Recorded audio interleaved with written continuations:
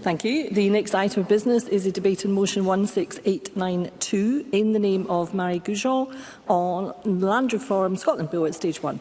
I would invite those members who would wish to speak in the debate to please press the request to speak buttons, and I call on Cabinet Secretary Marie Goujon to speak to and to move the motion. Up to 10 minutes, please. Thank you, Presiding Officer. Today, I think, is a good day. Spring is upon us, and I think it's a time of renewed hope and optimism. And it's on that note that I'm proud to open today's debate on the Land Reform Scotland Bill, marking the next step on our land reform journey. Firstly, I want to thank the Net Zero Committee, the Finance and Delegated Powers Committees for their detailed scrutiny of the bill, and to everyone who gave evidence during stage 1.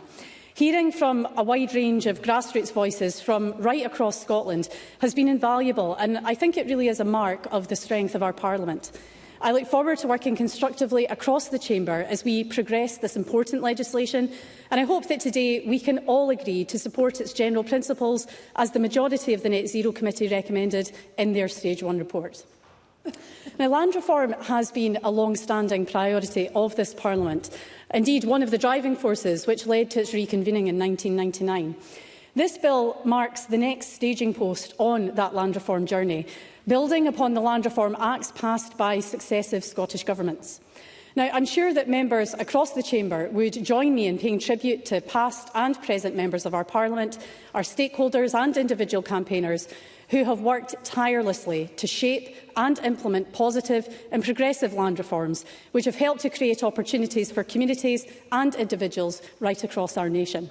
This includes pioneers of community ownership in places like Egg and Assynt, who demonstrated a positive alternative to the status quo, that communities, crofters and tenants didn't have to accept being frozen out of decisions affecting their lives. In Scotland, we have one of the most concentrated patterns of land ownership in the world. 421 landowners own 50% of privately owned rural land. We're an outlier in comparison to Europe, where more diverse land ownership is the norm. This long-standing unfairness and the negative impact on our rural communities has been raised by the Scottish Land Commission and others before. Scotland's land must be an asset that benefits the many, not the few, playing a leading role in sustaining thriving rural communities, tackling the climate change and environmental crises, and continuing sustainable food production. Yes. Douglas Lumsden. I thank the Cabinet Secretary for taking the intervention. From the evidence we heard at committee, the majority of those that gave evidence were of the opinion that this bill would not actually realise the aims that set out in the bill. How would you react to that? Always the Chair, Cabinet Secretary. I thank Douglas Lumsden for raising that point, because I obviously listened very carefully to the evidence that the committee received and listened to their concerns. And I think there was broad support for a range of measures that we've brought forward. But of course, I want to make sure that the bill is in as strong a place as possible, which is why I welcome the recommendations that have been made by the committee in its Stage 1 report. And I look forward to working with both yourself and others across this chamber as we look to strengthen the provisions that are in the bill. Now, our land reform journey goes to the very heart of the debate about the kind of Scotland we want, a fairer society, that land of opportunity. Land and tenancy reforms are not new. From hard-won rights and early crofting acts to more recent reforms, people and communities have always been at the heart of the need for land reform. The Agriculture Scotland Act 1948 reformed agricultural tenancies to provide tenants with security of tenure, enabling them to invest in and improve their farms for increased productivity, ensuring food security during a critical period. Just as the proposals in Part 2 of this bill will enable our tenant farmers to access support and deliver on climate, biodiversity and sustainable food production, ensuring a prosperous future for tenant farming families. All of these were so-called controversial reforms at the time, but they were the right thing to do. Then, just as now, it was about people, fairness and dignity. Previous land reforms have improved the lives of ordinary Scots, just as our proposals will. From early changes such as the abolition of the feudal system and the introduction of the landmark right to roam and community rights to buy by the Labour Lib Dem executive, to more recent improvements such as the introduction of assignation and relinquishment reforms for retiring tenant farmers and compulsory community rights to buy. The establishment of the Scottish Land Commission in the 2016 Act by one of my predecessors, Richard Lochhead, was another milestone, ensuring we now have a continuing focus on land reform. The Land Commission has made a significant contribution, developing policy and driving positive change on the ground, with the Tenant Farming Commissioner instrumental in improving tenant-landlord relationships. It's easy to take the rights that we have now in Scotland for granted. There are now over 200,000 hectares of assets in community ownership. That's 2.7% of the total area of Scotland. We've seen tenant farmers using their preemptive rights to buy their farms, creating opportunities for their families to invest and develop their businesses. And people across Scotland are able to benefit from responsible public access to Scotland's land. In England, the public only have access to about 8% of the country and no community right to buy. Things are better in Scotland, and we should be proud of our land reform successes. I'll take a point from Rachel Hamilton, given I've already taken the intervention. Rachel Hamilton. Thank you to Mary Goujon for taking the intervention. Does the Cabinet Secretary believe that there could be a conflict of interest because Scottish ministers have to be answerable to the decisions that are being made on 10% of the land that the Scottish Government own? That's 728,000 hectares that hasn't been addressed in stage 1. Cabinet Secretary. The member raises an important point, and I recognise that the Scottish Government is a significant landowner in Scotland, but I don't believe that there would be a conflict of interest in terms of the proposals that we've brought forward. Now, I want to set out how the proposals in this bill will deliver for communities, small landholders and tenant farmers across Scotland. Land management plans will mean owners of the largest landholdings will need to engage with local communities and publish a plan showing how they use their land and how this supports community sustainability and priorities like climate change. I know there are landowners who already do this, but there are also communities who are in the dark about the plans and even the identity of the owners of the land where they live and work. This bill will mean that transparency and community engagement won't depend on a community being lucky enough to have a good landowner. This bill will also require greater transparency of land sales, expanding options for community right to buy. Large landholdings often don't sell for long periods of time, meaning communities can be unprepared or even unaware if the sale takes place off-market. Our proposals will mean that local communities are informed and have greater opportunity to make a community right to buy application. For the first time, this bill will give Scottish ministers the power to intervene in large land sales on the basis of the public interest. Where it would help support local communities, ministers could require land to be sold in a way that allows for a wider range of buyers. This bill will create the potential to spread opportunity, putting the well-being of our rural communities at the heart of decisions over how land of this scale is sold. Now, despite these new powers, I know there are some who believe we're not going far enough. I understand the frustrations of those who would like us to go further and to go faster. I am listening and stand ready to work across this chamber to build on and improve the provisions in the bill.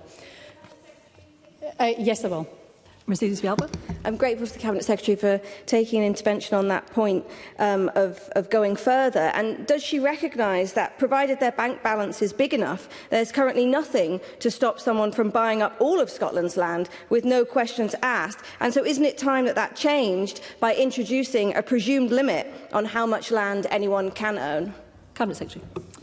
I thank Mercedes Villalba for raising that point. I mean, there are all sorts of issues in relation to that, but I do believe that the proposals that we've brought forward in this bill that have been scrutinised by the committee will go a long way in terms of making land ownership more transparent, involving communities in that process, as well as generally increasing the diversity of ownership of land in Scotland.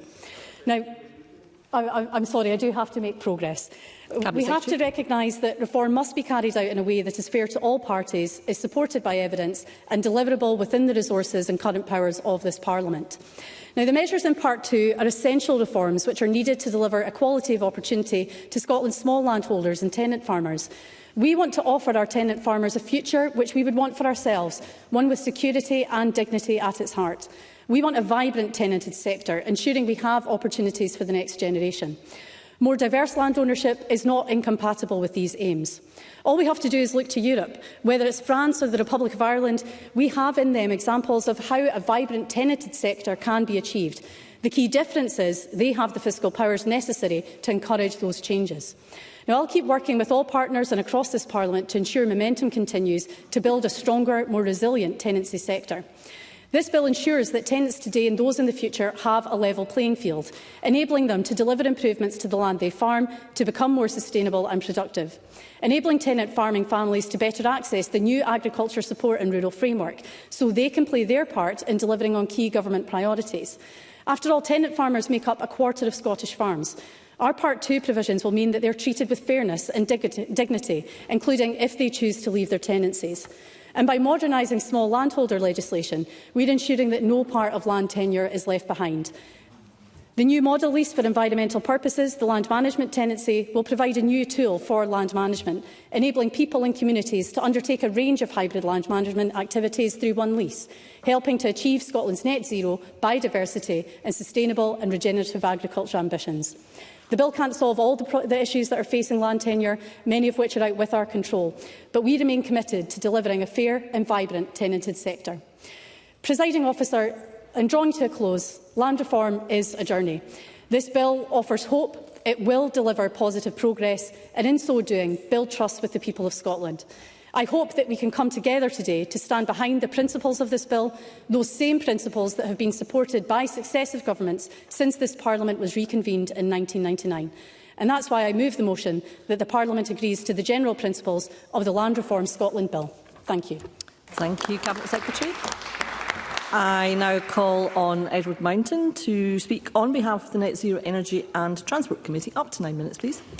Thank you very much, Presiding Officer, and I'm pleased to speak today on behalf of the Net Zero Energy and Transport Committee. And in accordance with parliamentary rules, I want to make a full declaration of my interest so there's no dubiety.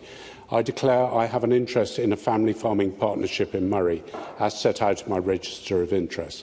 Specifically, I declare an interest to approximately 200 hectares of farmland, of which 20 hectares is woodland.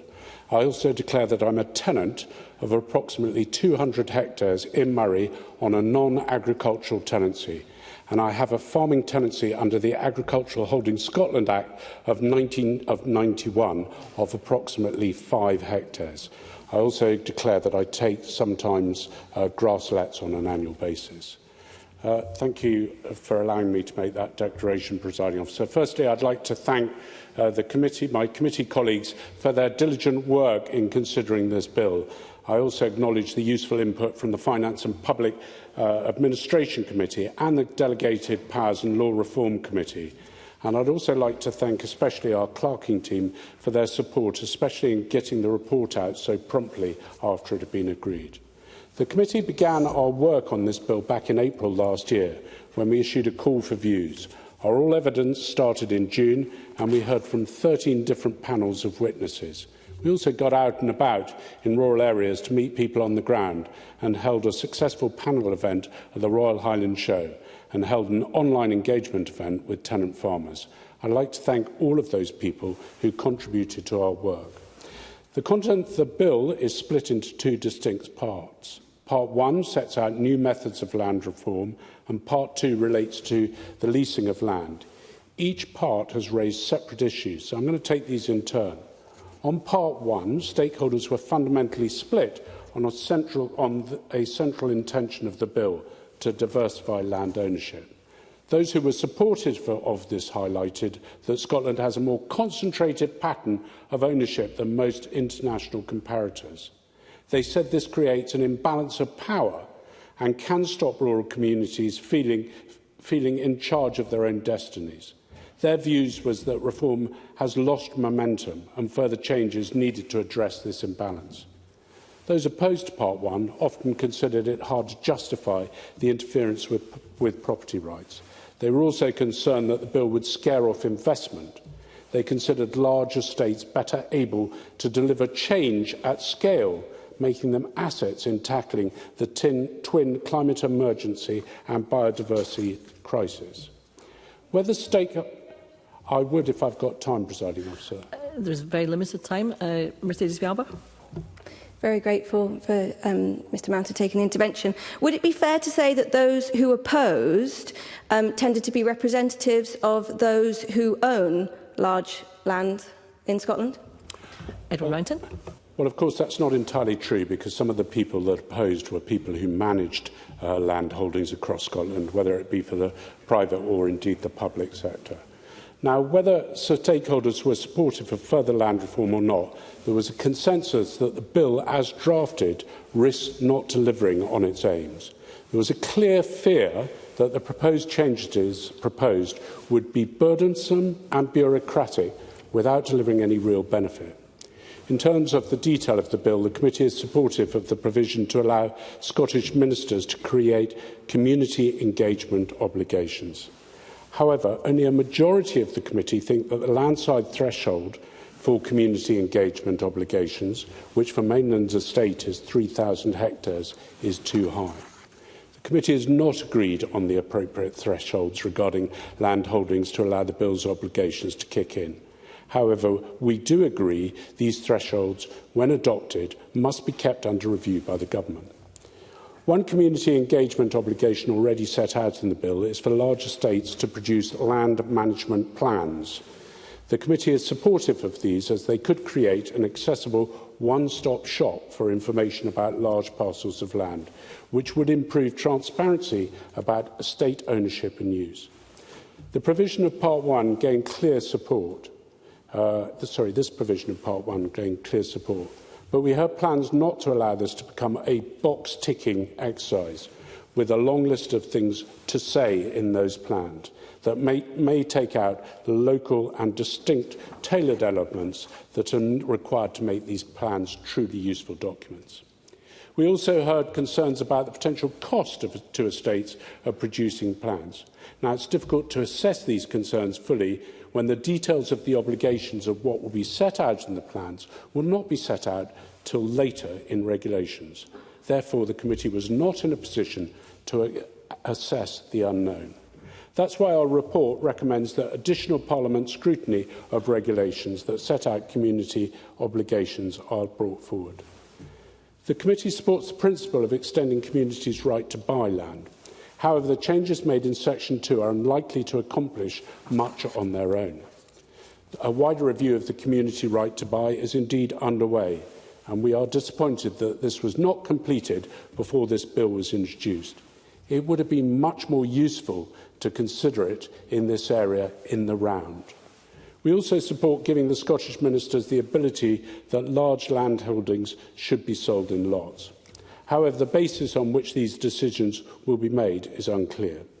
We have recommended that the transfer test in the bill be reconsidered to make it clear that the public interest will at least be at the heart of lotting decisions. We also recommend that guidance be produced to provide more clarity about the circumstances in which Scottish ministers would or would not expect to make allotting decisions. We are broadly supportive of the new role of the Land and Communities Commissioner. Turning to Part 2 of the bill, the most significant changes relate to agricultural tenancies. The starting point for these changes is a consensus that the tenanted sectors is in long-term decline and that things do indeed need to change.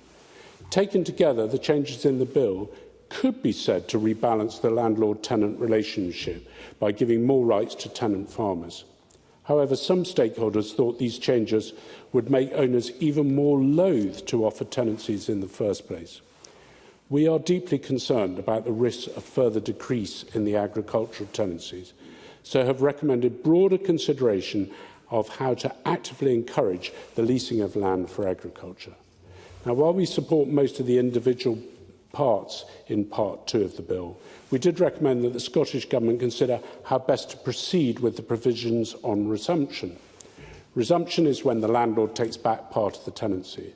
The methodology for compensating that is proposed in the bill has faced significant criticism. The view is that it rebalances compensation perhaps too far in favour of the tenant. We also need to clarify what the meaning of sustainable and regenerative agriculture is.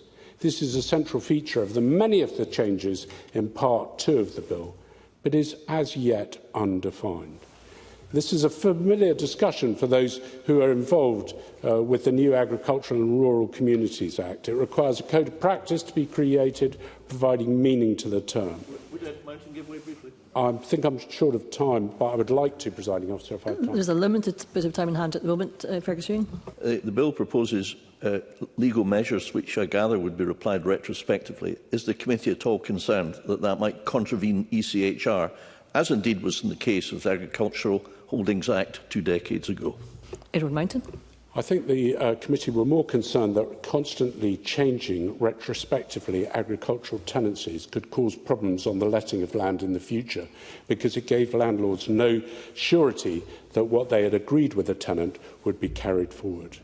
So we talked about the sustainable need for sustainable regenerative agriculture in the bill, but we also think that should be in the bill. Overall, Presiding Officer, the bill needs significant changes to make it fit for purpose. While it is normal for a bill to undergo some adjustments at stage 2 and 3, the changes needed in this case appear to be more fundamental. This puts a pressure on us as a Parliament and a committee to make sure we get things right at the amending stages and to take in the views of expert and stakeholders as we do so. Presiding Officer, a majority of the committee supports the general principles of the bill. However, we want to see the Scottish Government engage constructively with our recommendations to make sure that it can be improved as the committee recommends. Thank you, Presiding Officer. Thank you, Mr Mountain. I now call on Tim Eagle to open on behalf of the Scottish Conservatives. Up to 8 minutes, please. Well, thank you very much, Presiding Officer. And just to remind members of my register as interest as a small farmer, and I do have a couple of short limited duration tenancies. Apologies in advance, I'm going to speak a little fast through this. I've got a lot to get through. I do wish I could share the Cabinet Secretary's enthusiasm at the start of her speech. It is a nice day outside, but I don't think it is in here. So can I start with a wee quote? My analysis suggests that the impact of these provisions on the pattern of land ownership in Scotland will be vanishingly small at best and zero at worst. Importantly, no amount of amendments at stage 2 or 3 will change the underlying mechanisms being relied upon in this bill. Now, I could tell you that pretty cynical quote is from a known government critic, perhaps a large lobby organisation, but no, that quote is from Andy Whiteman, former Green MSP and a leading figure on land reform. Now, I don't agree with Andy Whiteman's view on land reform, but what a quote that is! But he is not alone. The Scottish Land Commission, Scottish Land and Estates, NFU Scotland, Law Society of Scotland and others have all raised significant concerns with the bill. In the explanatory note that came with the bill, it says this: these proposals deliver the Butte House Agreement commitment to deliver legal mechanisms to tackle scale and concentration of land ownership. Now, the moment I read that, I realised what this bill actually is. Nothing other than the Green Party's consistent desire to take away rights from individuals, despite the fact that you can groan all you like, the fact that many of these landholdings are actually delivering on climate change goals. Now, I was tempted... Go for it. I think... So Cabinet Secretary, please resume your seat. I think it wasn't lacking courtesy necessarily, but it was a bit relaxed language. Cabinet Secretary, please continue. Thank you, Presiding Officer. I think with the member, is he actually against then the proposals that we're taking forward that will ultimately make things fairer for our tenant farmers and our small landholders across Scotland? Is he against diversifying land ownership in Scotland and trying to tackle the concentration of land ownership that we have in our country? Tim Eagle. I'm just about to come on to that. Wait, and I'll get to it. Now, I was tempted to go for a full Richard Leonard experience on this speech, shouting from the backbenches about the grotesque, unjustified, big state intervention against the most basic of human rights for nothing but what appears as envy politics. But I've decided instead to remain a little calmer. But, Presiding Officer, I cannot express my utter horror at this bill. In the year I have been here, it is by far the worst bill I have seen, and for 3 key reasons. I don't agree with what the principles of what this bill is trying to achieve. The bill is fundamentally unworkable in its current form, and the legal implications of the bill could be far-reaching and lead to challenge. Now, let me take those in order.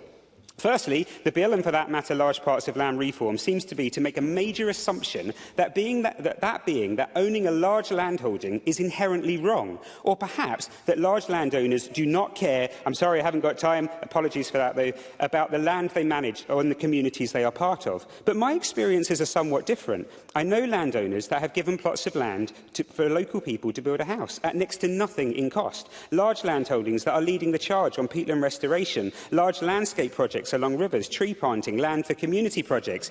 I would say at this point that there is a challenge in every sector of life where the few can impact the many, and it is vital that those who work in the industry and the organisations that support it work to make sure all landowners meet their responsibilities, but major legislation is not required to ensure that.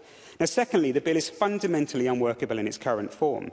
There is a risk of consultation upon consultation. An area of land safe for housing already going through the statutory planning process will already face public consultation and discussion, and so it is vital to avoid duplication. Why has size been chosen as the key measure for who is impacted by the bill? Why not value? There is a huge difference between 3,000 hectares of moorland and 3,000 hectares of agricultural land. The Law Society have pointed out that the inserted section 44B3C3 requires that a land management plan must contain information relating to how the owner is complying or intends to comply with the Code of Practice on deer management. That creates a compliance duty in relation to a voluntary Code of Practice. In section 44A4, the bill mentions the Land and Rights and Responsibilities Statement. That looks to me to be bringing what is a voluntary approach set out in the 2016 Act to develop a stronger relationship between landowner and communities onto a statutory footing. As someone who has worked in this area, I'm not sure that whoever has written this bill actually understands it. It is very common for small land sales to take place. A little bit of garden ground here, a new site for a local teacher or doctor there. As this Act stands, it requires all sales to be notified to the Scottish Minister. What a huge blockage that would create, let alone the administrative nightmare and huge cost it would introduce. Now, Sarah Jane Lane from SNSLE said, "Lotting provides uncertainty. Any intervention in the land market that places obligations on you or reduces your ability to liquidate your assets, which is what we are talking about here, will impact on your ability to borrow from the banks. There is a great risk that with a lack of timescale on government decisions, lenders will see this inability to dispose of land as a large risk. That in turn creates uncertainty in the market, and the markets don't like uncertainty. That lotting provision will not just affect those people who bring their land to the market voluntarily. Lotting will have an impact on the wider land market and attitude to land value and risk in Scotland." Sorry, I've got a couple. Can I bring in Fergus, if that's okay? Fergus, does Mr Eagle agree that the emphasis should be far more on encouraging investment by existing landowners in things like providing additional rural housing and working with them, rather than imposing on them ever more regulations which will discourage investment, discourage new tenancies, dampen the rural economy and prevent us from achieving the opportunities that exist in rural Scotland? Tim Eagle. I think that's exactly the point, and my apologies to Mercedes Bilbao for missing her out there. I think this is exactly the point I'm about to come on to, that actually there are just different ways of doing what I think the government want to achieve. I better skip forward. NFUS, there's so much in my speech I could go into. NFUS have raised concerns that the changes will simply put landowners off any tenant farming, damaging further the tenant farming market. I could do a whole speech on that alone. For example, the resumption changes included in extended notice period, enhanced compensation and the public interest test will undoubtedly worry any prospective owner that would consider letting land, and that is what happened following the 2003 Act. I've got other bits I could mention, but thirdly, there is a huge risk of legal challenges and compliance with the bill. For example, clarity is needed around compensation for value other than agricultural value. There is potential for significant legal crosswires where land is part of large land holdings but is also registered as a croft. Scottish ministers own 10% of rural Scotland. I think my colleague Rachel Hamilton mentioned that. They will have to make decisions about themselves. That will highlight significant conflicts of interest. Legal challenges could include the expropriation of land and the adequacy of compensation, failures to adequately support the enforcement of new regulations, challenges to the requirements for community engagement, property rights and the criteria used for lotting decisions, the criteria for determining public interest in lotting decisions, addressing off-market sales to ensure communities have the opportunity to buy land, could lead to legal disputes over the transparency and fairness of the process, and landowners and investors could argue that the bill's provisions deter investment in rural land and negatively affect the economy. I am speeding through this because there is just so much to talk about. Presiding officer, there's lots I've not touched on, including the need for the Land and Communities Commissioner. The Scottish Conservatives sadly cannot support this bill. I say sadly, it's not sad really. We just can't support an unworkable bill. And because of the risks associated with the bill, it cannot support the financial memorandum either. In finishing, I would say this to the Cabinet Secretary. I think I can make this a great bill if I really had to. Keep the land management plans, because what I think this government really wants is community engagement around estate plans on a statutory footing. And I think that's what Fergus Ewing meant about working with the estates to deliver what we want to see in rural areas. Scrap everything else. Then, allow the review of community right to buy to complete, which it should do, review its findings with stakeholders, and then work together to simplify and implement any conclusions from that review. At the same time, start a really good, proper agricultural holdings review, which explores everything that has happened over the last 50 years, how we can take forward tenancies in the interest of owners, tenants and communities. In the meantime, I am confident there will be legal teams across the country happy to help the government develop clauses to ensure leases can be tailored where the main reason is related to climate change goals. That approach for me would be much better than this frankly unworkable bill. That approach would create good law. This bill does not. Yeah. Sorry for the delay. Thank you, Mr Eagle. I now call on Roger Grant to open on behalf of Scottish Labour. Up to 7 minutes, please. Thank you, Presiding Officer. The Scottish Labour Party support the general principles of the bill, but like others, including many of the stakeholders in the gallery today, we wish to see it go further. Donald Dewar gave Labour's enduring view of land reform back in 1998 in a lecture at that point. He said change was required on the grounds of fairness, increasing local involvement and accountability, delivering greater diversity in land ownership, because too much control is in too few hands. After 17 years of SNP administration, land ownership concentration is getting worse. 0.025 of Scotland's population still own 67% of Scotland's rural land. The bill, as currently drafted, will not change land ownership patterns. Neither will it deal with power vested in those who own land to hold communities to ransom. The purpose of land reform is to empower communities, build economies and retain populations. This impacts on service provision, national and community wealth and the sustainability of the very language itself. Stakeholders are very disappointed and critical of the bill, and they do not believe it will make any change to communities owning land, nor will it change land ownership patterns. Central to the bill is the setting of 2 thresholds to define large land holdings: 3,000 hectares for the requirement to have land management plans and 1,000 hectares to require prior notification of a sale that might trigger a community right to buy or potential lotting decision. It's confusing and unnecessary to have different thresholds for different purposes. It's widely felt that those thresholds, even if unified around the 1,000 hectares, are still too high. A reduction of all thresholds to 500 hectares would keep all crofts and 97% of all farms out of the scope of the bill. But neither does the bill include urban land reform. A new criteria to allow communities to register an interest in land of significance to them could be a measured way to trigger urban communities getting prior notification of sales and a right of preemption. The bill creates a new Land and Communities Commissioner within the Land Commission, overseeing land management plans and recommendations on potential lotting of land. The new Commissioner is part of the Scottish Land Commission, yet completely autonomous from the Commission in their own work. And this looks ill-considered, lacking any corporate responsibility and adequate accountability. Proposals for a public interest test on land transfers has also been ditched completely. Public interest test is well understood in law, and to change that to a transfer test risks taking this legislation and having it held up in the courts. We wish to see amendments to reinstate a public interest test. Land management plans are introduced for land over 3,000 hectares to enshrine community engagement in large land holdings. But this is not cumulative, and it's set at a level where very few land holdings in Scotland will be affected.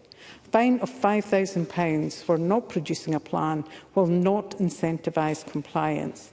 Therefore, there should be a system of escalation of sanctions for non-compliance. The bill allows community bodies the opportunity to be informed about certain sales over 1,000 hectares, giving them 30 days to register an initial interest in buying land. They then get a subsequent 40-day limit to get consent to make a right-to-buy application. These timescales are unworkable, given it can take the Scottish Government 2 months to approve the constitution of a community body able to make an application. Again, the 1,000 hectare cut-off means that very few transactions will be caught in this proposal at all. The bill introduces lotting for the first time for land holdings over 1,000 hectares, and these land holdings may be required by Scottish Minister to be sold in smaller lots rather than as a whole. The owners can seek compensation if this impacts on the value of the sale. And this appears to be complex with no community involvement at all. Prior notification of any sale over 1,000 hectares is designed to put a restriction on the secretive off-market sales that have been increasing of late. But this is a relatively high limit, and it means that less than 7 cases a year are likely to be impacted. Presiding Officer, Part 2 of the bill seems less controversial, but there are still issues that need to be dealt with. Partial resumption and compensation needs to be dovetailed with a whole farm resumption so that there is not any incentives to resume a whole farm rather than the part required by the landowner for development. Where possible, these resumptions should be done in negotiation between the landowner and the tenant, with the Land Commissioner having a role should the negotiations fail. Many welcome the new environmental lease, allowing a move towards using land for environmental purposes, and we all know that we need to reach net zero, and hopefully this environmental lease will allow tenant farmers more scope to do that in their own holdings. Land management plans and whole farm plans also need to be dovetailed so that for the small number of farms that will need both. Presiding Officer, the bill as it stands is unlikely to bring about any change in community ownership or the desired diversification of land ownership, and urban Scotland is also excluded. Thresholds to define large land holdings are set so high they exclude most land from the provision of the bill. This weekend, we heard that Clandonald are selling their assets and land in Skye, and I'm unaware of any approach made to the community ahead of this sale. But what is also unclear is what difference this bill would have made to that sale and community involvement. Would the member take an intervention on that point? Cabinet Secretary. I think the member has chosen a very topical example, which actually goes to prove why the measures we're introducing in this bill are so important, because they would have led to, potentially could have prevented this situation from coming about, or at least the community being notified that the land was going to become available for sale. So I hope that she would welcome that. Rhoda Grant.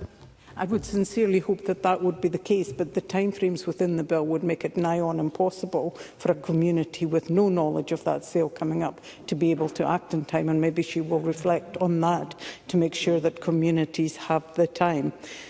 Presiding Officer, we will work in good faith with the Government to strengthen the bill in the hope that the subsequent Act will make a step change in land ownership patterns in Scotland. Thank you, Ms Grant. I now call on Ariane Burgess to open on behalf of the Scottish Greens. Up to 6 minutes, please. Presiding Officer, this bill is the latest step in Scotland's land reform journey, and as we've already heard from the Cabinet Secretary, Scotland is an outlier when compared to many of our European neighbours. Ownership of land is highly concentrated. Though this Parliament has made great strides in rectifying this since devolution, granting the right to roam and community right to buy, we are still only at the start of the land reform journey. And this bill is part of other work that is ongoing to address fairness in land ownership, how public money is deployed, and links with steps to tackle the climate and nature emergencies set out in the Agriculture and Rural Communities Act and the upcoming Natural Environment Bill. And the Scottish Greens support the principles of this bill at stage 1, but as noted by the NZEC Committee and many stakeholders outside of this chamber, the legislation before us is disappointingly lacking in ambition. There are still many barriers that need addressed for this Parliament to achieve its goal of diversifying who owns land in Scotland. And while there remains much unfinished business in the land reform space, there are several improvements that I believe can be made to this bill at stages 2 and 3. And I'll run through several of these, and my colleague Mark Ruskell will pick up on additional areas in his closing remarks. Firstly, on thresholds. I note the broad consensus in the committee's Stage 1 report that the current threshold in the bill needs to be revised. And I believe there is a strong case to see both of the thresholds for lotting and the creation of land management plans harmonised. Indeed, the Scottish Land Commission has recommended this change. Further, I believe the thresholds for both should be significantly reduced. Committee witnesses have suggested that a 500-hectare threshold would exclude around 96% of all agricultural holdings, so crofters and family farms would be exempt. And I understand concerns about the cost of creating plans. But are these costs not already part of the cost of business for many large landowners? Are we suggesting that landowners are not carefully planning how they use their land and think carefully about the future of their businesses? I don't have time to take an intervention. Apologies for that.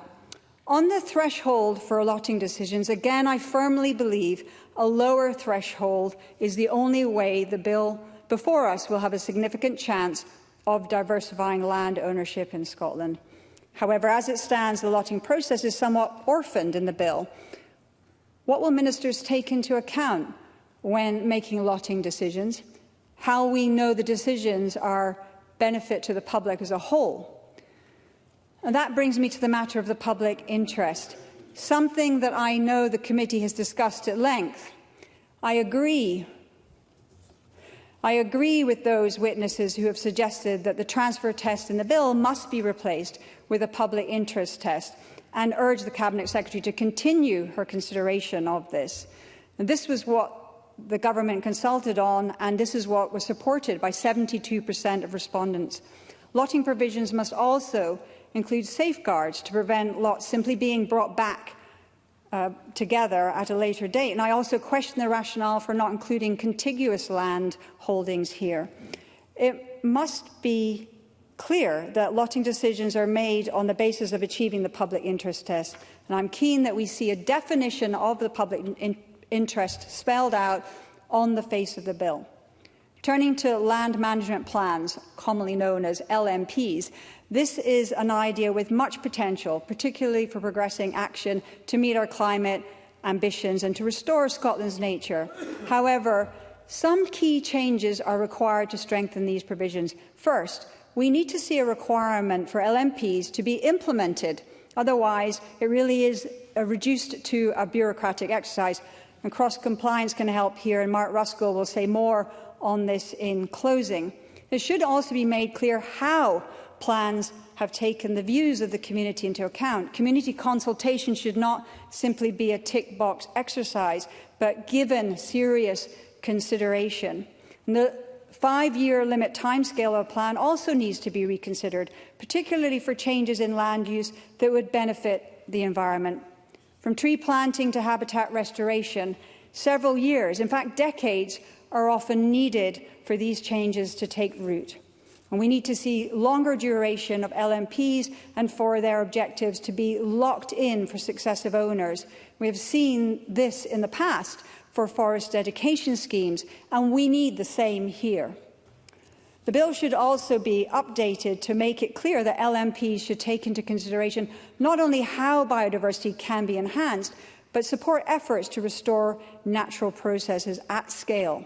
The Scottish Rewilding Alliance has submitted important evidence on this. On community right to buy, like others, I'm disappointed that the review of this legislation has not been aligned with the bill. Community Land Scotland has raised important concerns about the time given to communities to prepare applications. In wrapping up, there is an opportunity in this bill to tackle the issue of increasing off-market sales of land, particularly for the purpose of engaging in the trading of carbon credits on the financial market. And this is an increasing barrier to community. The member's concluding. This is an increasing barrier to community land ownership. One route to addressing this is to have a new public body to oversee the Scotland's carbon credit market. Ahead of Stage 2, I would like to explore with the Cabinet Secretary how we can address some of the growing concerns in the bill before us now, with a view to addressing this more substantially in the next parliamentary session. And finally, I wish to thank the many stakeholders who have shared their views over the past year and who have taken the time to meet with me and my colleagues. And I thank the committee clerks and spies who have kept members, such as myself, who were not on the NZEC committee, abreast of the discussions that have taken place. Thank you, Ms Burgess. I now call on Liam MacArthur to open on behalf of the Scottish Liberal Democrats. Up to 6 minutes, please. Thank you, Presiding Officer. Can I start by congratulating the NZEC committee on the report and its convener on an Olympic standard declaration of interests. Can I thank those who gave evidence to the committee and who have provided briefings for this debate, including our former colleague Andy Whiteman. I think he's right, his voice is being heard in this debate, although I think it probably surprised him that it's come from the front bench of the Conservatives. Can I thank the Cabinet Secretary and her officials for their engagement with me on this bill and put on record my disappointment at her decision not to stand at the next election. She's a good friend, a respected colleague, and she will be missed. As others have observed, land reform is an issue with which successive governments and parliaments have grappled, dating back to the Act that ended feudal tenure being passed in the year that the Parliament was first re-established. Yet, despite those interventions and the laudable intentions of MSPs across parties, the concentration of land ownership appears to have increased over the years. Research shows that 2,588 landowners own 70% of privately owned rural land in Scotland today, down from 3,161 in 2012. The committee rightly acknowledges that patterns of land ownership in Scotland are unusually concentrated and levels of regulation are low by international standards.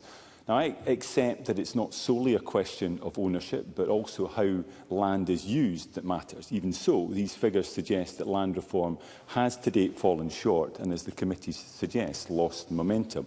And this has consequences. We know that a lack of available land can create problems for rural communities, impacting, for example, on the quality and availability of local services, affordable housing and economic development.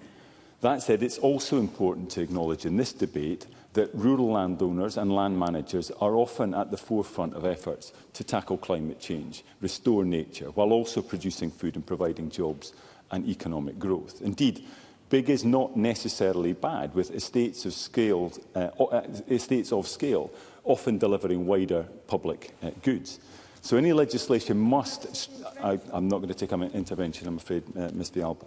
So any legislation must strike an appropriate balance between rights and responsibilities. And I was struck in that respect in reading the committee's report that while there were fundamentally opposing views over the objectives and intentions of Part 1 of the bill, there appeared to be a broad consensus that its approach is potentially burdensome, bureaucratic and unlikely to deliver. I wholly agree with the committee's view that if Part 1 becomes law, it should set out processes that are as simple as possible and not an administrative headache.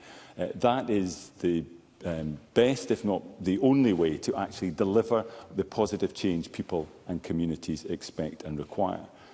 The creation of land management plans by landowners on the basis of community engagement is certainly a sound principle and should result in greater and necessary transparency. In terms of the disagreement among stakeholders and within the committee over thresholds, I will continue to listen to the debate, and I certainly sympathise with the view that 3,000 hectares is on the high side, but would like to fully understand the implications of reducing this to 1,000, particularly in the context of the earlier point about avoiding unnecessary administrative headaches.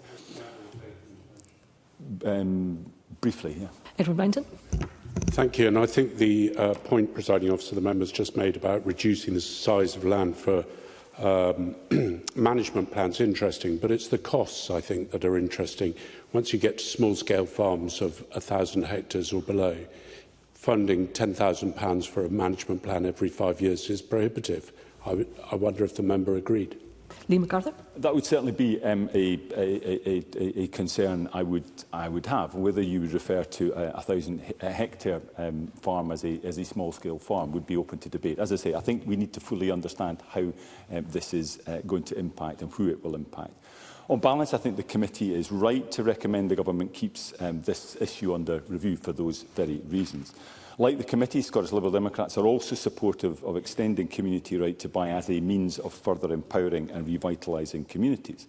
However, including such provisions in the bill before the review into community right to buy has concluded is both regrettable and, I would argue, risky. Indeed, it's part of a pattern that we've seen with this government of introducing legislation either in haste or before it's done all of the preparatory work necessary.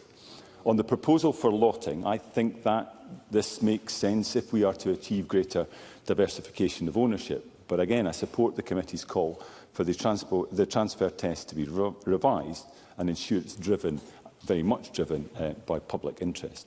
Turning briefly to the provisions on Part 2 and on leasing of land, this does appear to be a bit of a mixed bag, with some welcome elements alongside other aspects that give rise to concern. For example, however well-intentioned, legislating in ways that retrospectively impact upon contracts, existing contracts, seems legally dubious and politically inadvisable, a point I think Fergus Ewing was making. Definitions also require further clarity, not least in relation to sustainable and regenerative agriculture. At a time when we are already seeing a worrying decline in the number of agricultural tenancies, care must be taken to avoid creating uncertainty that would simply go to undermining what we should be seeking to achieve through these reforms. Finally, Presiding Officer, I note with concern the Scottish Land Commission's view that this bill will require fairly fundamental revision at stages 2 and 3. While all bills are subject to amendment, it places Parliament in an invidious position if it's expected to radically overhaul legislation during the scrutiny process. With good reason, this Parliament expects Government to undertake robust pre-legislative consultation and preparation. For whatever reason, that doesn't appear to be the case in this instance. Notwithstanding this, Scottish Liberal Democrats will support the general principles of the bill this evening in the interest of kick-starting a process of reform that is stalled and with the aim of re-energising our rural communities. Thank you. Thank you, Mr MacArthur. We now move to the open debate. Backbench speeches of up to 6 minutes. And I call Michael Matheson to be followed by Finlay Carson. Mr Matheson. Thank you, Deputy Presiding Officer. I'm, like the convener, very grateful to those who took the time and opportunity to give evidence to the committee, some of which was very considered in covering both Parts 1 and Part 2, from those from the Tenant Farmers Association, NFU Scotland, through to Community Land Scotland, and a range of individuals who provided us with a wide body of evidence, both in written and also in presenting evidence to the committee. I also want to put on record my thanks to Patrick Cahoon of the Luss Estate, who kindly invited me to visit the estate to discuss the proposed changes within the bill as well, which was a very valuable period of engagement for myself in order to consider some of the issues relating to their own particular estate.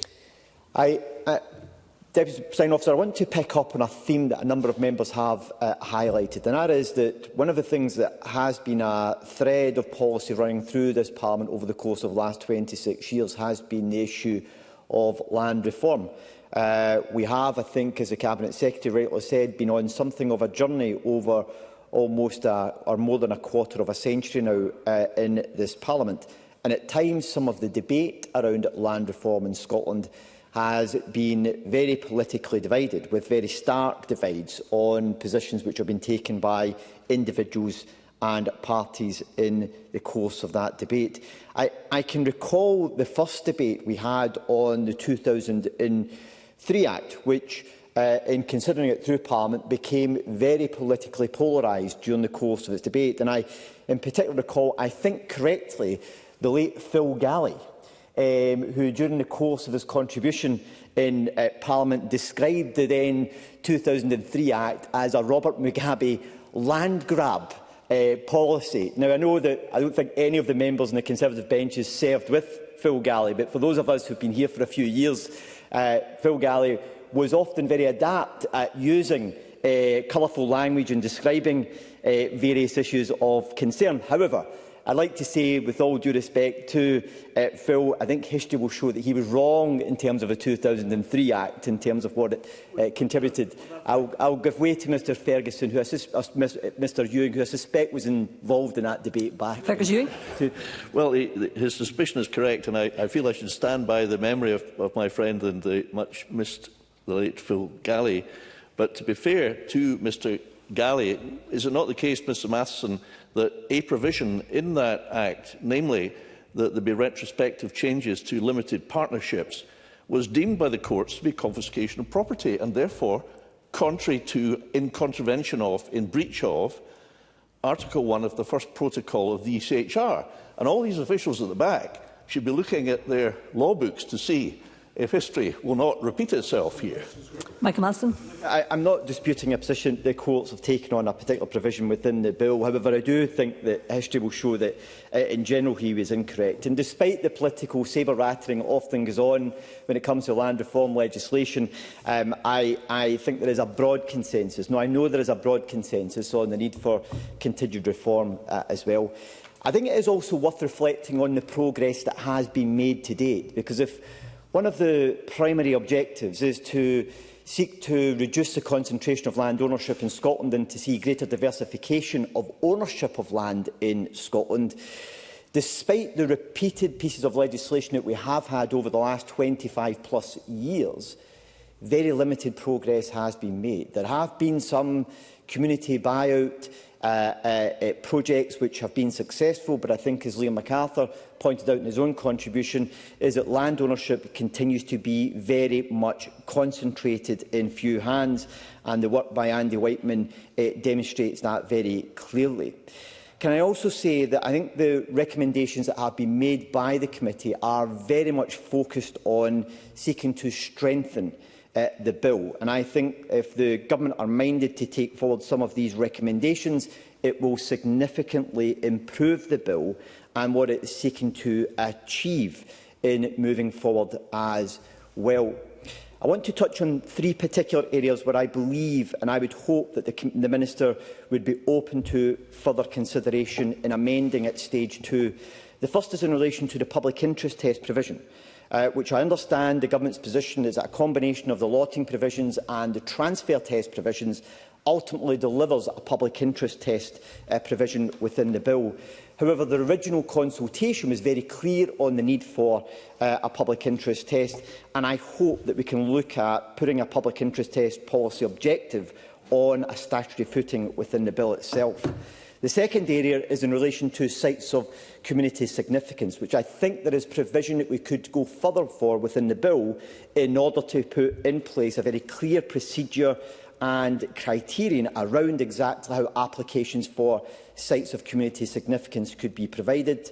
And the third area is in improving the prior notification process, which I think, although moves in the right direction at this stage in the bill, could go further. And Rhoda Grant was correct to highlight the Clan Donald Land Trust sale that was announced this week on the Slate Peninsula. My understanding is that the community have got very little engagement with the landowner. They had no notification that half of the peninsula was about to be sold. The landowners have not engaged with the local community in any meaningful way in developing their local plan. And actually, it is a very good example of exactly what should not be happening and why this bill is needed. And I hope that the strengthening provisions that have been suggested by the committee will help to address this very type of issue moving forward in the future, if agreed by Parliament. Thank you, Mr Matheson. I now call Finlay Carson to be followed by Bob Doris. Mr Carson. Thank you, Presiding Officer. I might start my contribution in the same vein as Michael Matheson. I remember our late Presiding Officer, Sir Alec Ferguson, warning me when I first took up my post as an MSP to avoid land reform and deer management. And sadly, here I am standing today talking about land reform, and we'll be dealing with deer management in the coming weeks through the Natural Environment Bill. But it's become evident, Presiding Officer, that this bill poses a significant threat, adding to the damage already inflicted on rural Scotland by this SNP government. Firstly, let's consider the economic implications. Scottish Land and Estate have voiced their apprehension, highlighting that the bill will impose disproportionate and unfair legislative proposals on rural businesses. The Chief Executive, Sarah Jane Lang, has warned of an era of wanton damage to our rural economy if this bill is passed without substantial amendments, and we cannot afford to ignore these warnings. NFUS Scotland has raised concerns about the potential impact on Scottish agriculture. While we understand the Government's desire to share the benefits of land ownership, the proposals around land market regulation could severely compromise farming. Economies of scale have necessitated larger farms for survival, and this bill threatens to undermine that foundation. The bill focuses on large-scale holdings, particularly the requirement for land management plans. This is another area of contention. The Agricultural Law Association has pointed out the burdensome nature of these plans on large landowners. The cost and administrative burden of preparing and publishing these plans must be clearly justified and their benefits made clear, which is currently lacking.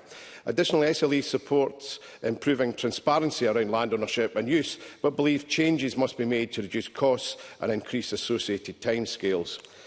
NFU Scotland also emphasises maintaining the 3,000 hectare threshold to avoid burning smaller land holdings with unnecessary costs and bureaucracy. Furthermore, the British Association for Shooting and Conservation has raised significant concerns about changes to agricultural holdings. The bill efforts to widen the scope of compensation and liabilities for landowners when game damages a tenant's crops, and it raises the issues of fairness, legal complexity and practical enforcement. These changes could have far-reaching consequences that we must clearly consider. NFU Scotland supports ensuring tenants are left no better and no worse off, and avoiding retrospective changes to agricultural tenancies to maintain confidence in land letting. The background of this bill stems from the Scottish Government's definition of land reform as the ongoing process of modifying, reforming and modernising land ownership and distribution. And while to some the intentions may be noble, the execution leaves much to be desired. The investigation into large-scale and concentrated ownership in Scotland concluded that concentrated land ownership was causing damage to communities. However, the Scottish Land Commission's own evidence suggested that the issue lies in concentrated ownership in specific areas rather than the scale itself. Tenant farming, a key component of Scottish agriculture, is also at risk. The bill introduces changes to the right to buy process for agricultural holdings, resumption and compensation for game damage. And these changes, while aimed at improving the system, could lead to disputes and further complications in the Land Court. SLA has also highlighted that the bill would place an unwarranted bureaucratic burden on landowners who are at the forefront of tackling climate change, restoring nature, producing food, providing jobs and growing the local economy. This burden would inhibit their ability to continue delivering these essential services. Research is clear that scale is a key enabling factor in the delivery of multiple benefits considered to be of national importance. The bill's use of scale as the metric for fragmenting partnerships of ownership, land ownership, is not the same as tackling concentration and risks making it harder to deliver these benefits.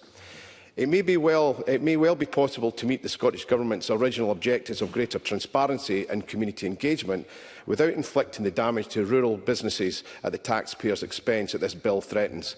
Extensive provision for community ownership already exists, and the need for prior notification of all sales over the threshold will only lead to further costs and delay, both for businesses and the public purse. As drafted, it would hold up sales to sitting tenants or local businesses.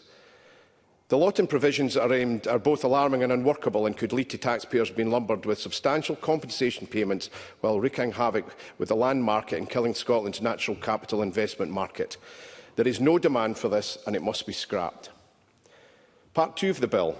Well, there are serious concerns that Part 2 of the bill risks discouraging landowners from letting land, contrary to its aims. Decades of excessive legislation have created this challenge, and adding to the imbalance in regulation will not solve it. Tenant farming policy must focus on encouraging rather than deterring landowners from making land available to new and existing tenants. Legislating to retrospectively amend tenancy agreements to change resumption clauses will not move the sector in the right direction. Presiding Officer, in conclusion, while a majority of the committee supported the general principles of the bill, it's clear that Part 1 risks not delivering its intended outcomes. The approach is seen as potentially burdensome and bureaucratic, and the land size threshold operating across the bill should be reconsidered. The committee's concerns about lotting provisions and resumption highlight the need for a thorough review and significant amendments. We must strike the balance between reforming land management and supporting rural Scotland. This bill in its current form fails to achieve that balance, and I urge you to oppose Stage 1 of the Land Reform Scotland Bill and work towards a more equitable and sustainable solution for our rural communities. Thank you, Mr Carson. I now call Bob Doris to be followed by Monica Lennon. Mr Doris. Thank you, Presiding Officer. As a member of the Net Zero Committee, I want to thank all our witnesses over a prolonged period who gave us their time to provide valuable evidence. That evidence has supported the committee to complete our Stage 1 report on the Land Reform Bill, the principles of which are agreed by the majority of MSPs on the committee, myself included. Now, before I go into detail on some parts of the bill, I'd wish to make a general point. It is clear from a report that there is a desire for Parliament to shape this legislation much further than where it currently stands, and there is likely to be a considerable amount of amendments. That shows our committee system in this place is working well, and having read the Scottish Government response to a report, it also shows that the Scottish Government has found that scrutiny beneficial and is up for much of those amendments also. I look forward to working in partnership. I want to look at the threshold for there being a duty for large landowners to produce a land management plan, something that I think is actually very important. Our committee asked the Scottish Government to reflect on a threshold of 3,000 hectares, given there has been many calls for this to be lowered. I'd simply reiterate what I said at committee. Glasgow's Botanic Gardens and grounds sit in my constituency, in part anyway, and they would fit 150 times into 3,000 hectares. It would seem remarkable that, if the gardens fitted only 149 times into 3,000 hectares, they would not be required to have a land management plan. They would fit 50 times into a threshold of 1,000 hectares. I think most fair-minded people would say that an area of land 50 times the scale of Glasgow's Botanic Gardens should have a land management plan. It seems like a no-brainer to me. For me, this part of the bill certainly needs looked at again.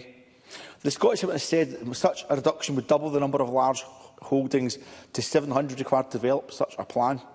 For me, that's not burdensome, but a positive aspect. The Scottish Government did note that lowering the threshold could add cost, as it would increase the amount of landowners who had community engagement responsibilities. And I would say this to our Government. The committee heard on several occasions that good landlords will already have most of the elements relating to a land management plan already in place, because that's what good landowners do. We were told a similar thing regarding community consultations. Good landowners consult with communities on and beside their land as a matter of course, on an ongoing basis. We were told that time and again. For the life of me, I cannot see what large landowners have to concern themselves with if they are good landowners, and most will be. A very brief one. Douglas Lumsden. On costs, Mr Doss, does he share my concern that it's not just the costs on the landowner that would increase, that obviously he's addressed, but also the increased costs on the Scottish Land Commission? And they've already been told that they have to find that money from the existing budgets. Bob Torres. Mr Lumsden, intervention. I'll be addressing, if there's time, the new Commissioner, and I'll look at that in detail if I have that time. So, landowners already consult with communities and have land management strategies. I would hope large landowners would embrace rather than resist these changes. Our committee was clear that community engagement has to be meaningful, and landowners should be able to demonstrate how they have taken into account the community views and considerations when drafting their land management plan. We were clear this must not be a tick-box exercise, and I'm pleased the Scottish Government has agreed to consider this further. Briefly, on the cost of pulling together land management plans, the estimates from some witnesses varied greatly. I was left unconvinced by much of their arguments over cost. To say that much of the work is taking place anyway and then raise concerns over costs is contradictory to me. What I would say, though, is this. There will be many excellent landowners out there who do consult communities regularly in a meaningful way. When we bring regulations forward, we must do so in a way that can recognise that good practice, Cabinet Secretary. I also repeat our committee view that a potential one-off fine to landowners of up to £5,000 for non-compliance is insufficient. I am pleased the Government will look at this again. In doing so, I would note that there is a difference between wilful non-compliance, which should be subject to fines, and supporting a landowner to meet their duties in this area, and landowners sharing good practice and advice. So whilst I want to see more substantial fines in some cases, including chlorose compliance, I don't want to see a rush to apply fines or sanctions. Our landowners remain key partners. That brings me to the role of the new Land and Communities Commissioner. I want our new Land and Communities Commissioner to develop a positive, supportive and constructive relationship with all stakeholders, and large landowners are at the heart of that. Hence why I have distinguished between wilful non-compliance and supporting large landowners to be compliant. as well as ensuring an acknowledgement of a good practice that already exists out there. However, I want to make an important point. I was keen to ensure there could be proactive investigations with the Land and Communities Commissioner in the absence of a report from a designated body. I am pleased the Scottish Government will consider this, but I want to go further. There should also be a small amount of land management plans each year that get proactively considered for compliance in the absence of a reported breach, because land management plans must not just exist on paper, they must be implemented in practice, and that's not just a community consultation element. Depending on the nature of any non-compliance identified, support rather than sanction may be the most appropriate outcome. In the final moments I have left, Presiding Officer, I want to draw a connection that I don't think is clearly made between good quality land management plans and exercising a right to buy and in lotting arrangements, because a land management plan worth its salt will give reference to areas of land that will be of benefit to the community in the next 5 years, the next 10 years, the next 15 years. And lotting arrangements could feed into that if a sale was ever to take place. I support the general principles of the bill, Presiding Officer. Thank you, Mr Doris. I call Monica Lennon to be followed by Kevin Stewart. Ms Lennon. Thank you, Presiding Officer. There are some people who hold the view that it doesn't matter who owns Scotland's land. They don't mind that Scotland's pattern of private land ownership is probably the most concentrated in the world. Some are relaxed that anyone in the world can buy large amounts of land in Scotland with relatively little scrutiny. On these benches, we do believe it matters. It matters that less than 1% of Scotland's people still own 2/3 of Scotland's rural land. The story of who owns Scotland is a long history of inequality, and we need to write a new chapter. The current Land Reform Bill is the latest attempt to spread the ownership of Scotland's land into the hands of the many, not the wealthy few.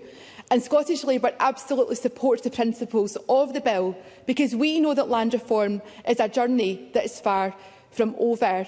And we haven't waited for the government to do all the work. My colleague Mercedes Villalba consulted on a members' bill a couple of summers ago, and I hope that that work is very much being looked at by the government as we try to improve this bill. Because we believe that rural communities deserve the opportunities that can be unlocked if land is owned, managed and used in the public interest. And our ambition is for urban communities to also benefit. As a Central Scotland MSP, I know there is an over-reliance on speculative private developers, and that contributes to the acquisition of strategic land banks. We've heard about the community right to buy. We need that to be more meaningful and to actually be a reality. We know that wealthy landowners are powerful and have huge influence over decisions that impact on the people of Scotland. A Scotland that aspires to be modern and democratic needs to change this. I heard Tim Eagle speak about large estate owners gifting small plots of land to local people to build homes, but our communities deserve to have greater control over their own destiny. They deserve choice. They don't deserve charity. As a member of the Net Zero Energy and Transport Committee, I am in a very privileged position where I have been one of the 7 committee MSPs who have been scrutinising the Land Reform Bill. We have read and listened to a colossal amount of evidence, and like the convener, I am hugely grateful to everyone who has contributed. And a special word of thanks must be recorded for the committee clerks and Spice colleagues. But I also recognise that the Cabinet Secretary and her officials have worked really hard to reach this stage. I know that Marie Goujon has signalled her intention to leave the Parliament at the end of this session, and there will be opportunities to say nice things about her closer to the time. Because despite all the doom and gloom that we've heard from the Tory front bench today, there is a majority in this Parliament to advance Scotland's land reform journey. The committee's Stage 1 report recommends the general principles of the bill to Parliament. However, we do make some really important recommendations on how the bill should be improved, strengthened and where more clarity is required. So I welcome the Cabinet Secretary her letter to the committee last night, but also restating today that she will continue to listen, reflect and work with MSPs, stakeholders and, importantly, those grassroots voices, because we need to make sure the bill is amended at Stage 2 and in a coherent way. And I agree with the Cabinet Secretary that Scotland should be a land of opportunity. But we need to be bold to ensure that Scotland is not just a playground for the extremely wealthy. And I think there are some in the chamber today who would gladly just keep it that way. So we need to work hard to make sure that we can be bold and ambitious at Stage 2 and Stage 3.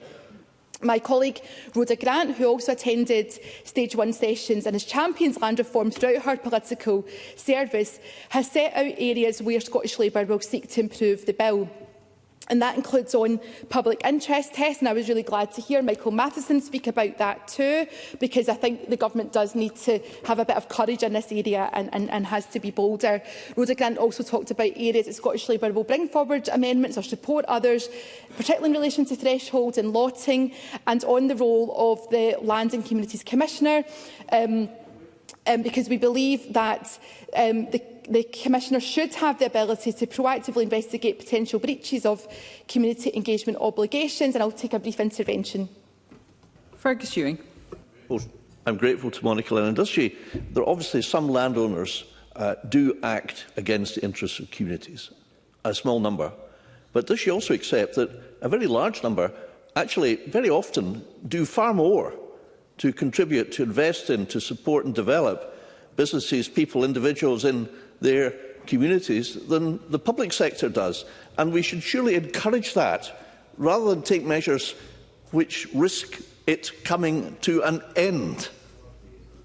Monica Lennon. Well, any good practice is always welcome, but what I'm hearing from Fergus Ewing today is an alliance with the Tories who don't want land reform, and it's a shame that Fergus Ewing feels that way too. To draw to a conclusion, I've missed a few things out now, but I want to just touch on something that Finlay Carson said, because he warned about the economic implications of this land reform bill. Well, maintaining the status quo or allowing landowners to become even more powerful in Scotland will also have serious economic implications. So I want to end by commending to the Chamber a blog by the economist Laurie McFarlane, because he wrote that that land is Scotland's most important economic asset. How the land is owned, managed and used plays a fundamental role in shaping Scotland's economic, social, environmental and cultural landscape. I completely agree. That's why Scottish Labour will work with the government to support the bill at Stage 1 and improve it.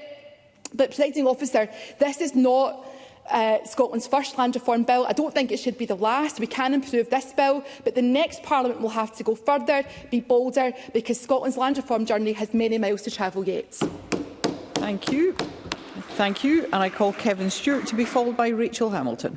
Thank you very much, Presiding Officer, and I'd like to join colleagues in thanking all of the folk who have given evidence to the committee and folks who have continued to engage even today. I was late in joining the committee. I've had a wee bit of a catch-up here, and as the member for Aberdeen Central, the only constituency in the north east of Scotland that doesn't have a farm, there has been a lot of learning along the way too. But today marks another step on Scotland's journey towards a fairer and more equitable society. The Land Reform Scotland Bill represents a way forward in our ongoing commitment to transform land ownership and management in our country. It is not right that ownership and control of much of Scotland's land remains concentrated in the hands of the few. And many have quoted Andy Whiteman today and have used statistics that he has provided, which shows that land situation shows that it is being much more concentrated in the hands of the few. 421 landowners own 50% of the privately owned rural land. That was 440 in 2012. 920 landowners own 60% of the privately owned rural land. That was 989 in 2012. And 2,588 owners own 70% of that land. That was 3,161 in 2012. So we've actually gone backwards in some regards, and that's why we need to continue our journey in terms of land reform. And also, I have to say that when it comes to the bill itself as we move forward, we should ensure that those folks who have land holdings that are not contiguous are captured in this bill. Because at the end of the day, we know that many land owners have large parcels of land that may fall out with the thresholds that have been put in place, but have a huge amount of land holdings. I'll give way very briefly to Mr Mountain. George Mountain. Thank you, and I thank the member for giving way. I wonder, Presiding Officer, if the members thought about a way of resolving that, because if the holding isn't contiguous, should it be based on a commonality of machinery, management and staff to make it contiguous as far as management plans are concerned? But if one's in Orkney, one's in Lewis, it doesn't kind of make per thing. That wasn't brief, no, I don't necessarily agree with that. It's maybe one of the things that could be looked at. But we know that some landowners, some land managers, have parcels of land that are spread right across the country. They're not going to be sharing machinery or anything like that. I think that's one of the things we can look at, but there's a number of other things that we have to look at too, in my humble opinion. We have heard a lot today around about many of the stakeholders, but I think there are a few folk that have been missed out, and I think it's very important to capture what some of these folks have said. And I want to turn to the Scottish Tenant Farmers Association, because I joined the call talking to tenant farmers and, more importantly, listening to tenant farmers. They support the general principles of the bill. They talk a fair amount in their submission to us, which came yesterday, around about Part 2 of the bill, where they say it contains vital provisions to ensure farm tenants have fair access to future public funding and future commodity markets. They say that it implements some long overdue changes in the rent test. They say that it ensures a just transition for tenants facing the loss of land to alternative land uses. And they say it modernises the compensation for deer and reared game damage. And they believe, and I quote, the bill strives to balance the rights of tenants and their landlords. And I have to say that in the meeting that we had, we heard very definitely that in many cases the rights favoured the landlords to a huge degree. And I have to be honest, I was taken aback by some of the commentary that came from tenants around about the way that they had been treated. So we absolutely need to continue on this journey towards a fairer and more equitable society. I believe that the Land Reform Scotland Bill, which aims to improve our system of land ownership, land use, rights and responsibilities, ensuring that our land contributes to a just society while balancing those public and private interests, is the way forward.